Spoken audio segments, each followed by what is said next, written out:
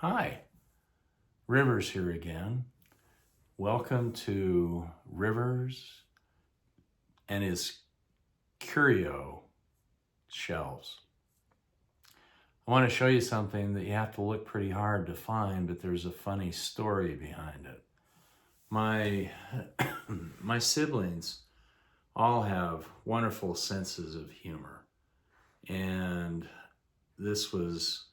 my mom and dad had great senses of humor, and they encouraged us to laugh and be funny and to be ourselves. And so money didn't grow on trees when I'm the oldest in the family. And when I did come up with some money from like mowing lawns and doing stuff like that, I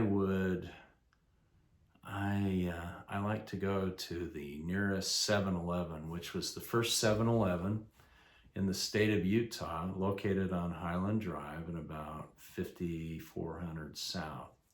It's no longer there. There's a kind of an office building that's there. But the 7-Eleven back in the 60s, mid 60s and late 60s was a big deal because what they served were ices, and that was a big deal. Now it's no big deal. But at any rate, I'd cadge quarters and nickels and dimes and get a little money here, get a little money there. And one of the things I really liked to go and buy was this wonderful bottle. It's been clean and it's the real deal. It's Max Soda. And then it says the flavor appears on the cap. So the bottle cap was right up here. And this was 32 ounces. And my wonderful sister Mia found this in an antique store locally, and she bought it for me and gave it to me as a present. So here's the story behind it. I'd like to tell you that I was a really wonderful brother to my sisters and to my brother, and I could have been better. I wasn't terrible, but I wasn't as nice, and I could be snarky and grumpy and sullen and all that sort of stuff. I think I've told you before that I could be very charming. It's just that I chose usually not to be charming. Wow, my lucky mom and dad, right? Well, anyway, I would go to the 7-Eleven and buy one or two of these. The flavors that they had, I don't know how they did it, but I just remember the flavors being extraordinarily strong. Like there was a lime and there was a cherry, and the colors and the flavors were very pronounced and stained your teeth, but it was good, especially if it was nice and cold.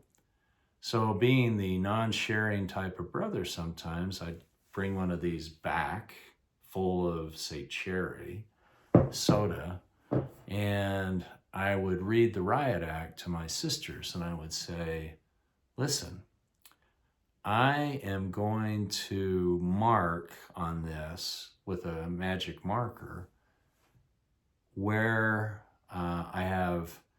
how much I have drank from this bottle.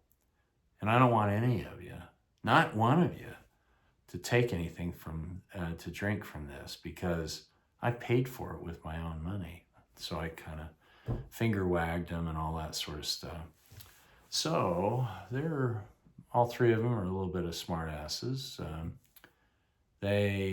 I would drink it, and then I would mark it with a magic marker where the level of the soda was, so that I could tell if somebody had been drinking it.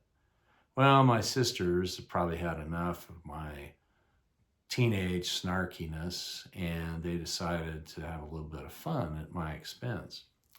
And so what they did was they would chug on it, and so I'd have my mark right here, or down here, say, and then what they would do is they would drink from it, And then what they would do is fill up the bottle with water from the tap so that the level was at the proper level, but of course it had been diluted.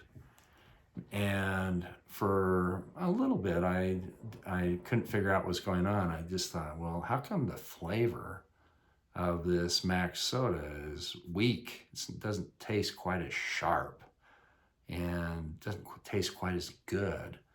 And then I figured out what they were doing, and I was pretty ticked off.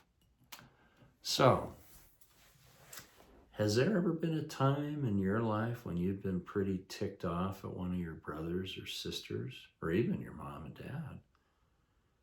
Just want you to think about it. And what they did was actually pretty funny. And what I should have done, but I did not, was I should have shared, but I didn't. And so, what's the moral here? Be a good big brother or big sister. Be a good member, a sibling of your family. And don't be sullen and snarky. That's my story, and I'm sticking to it.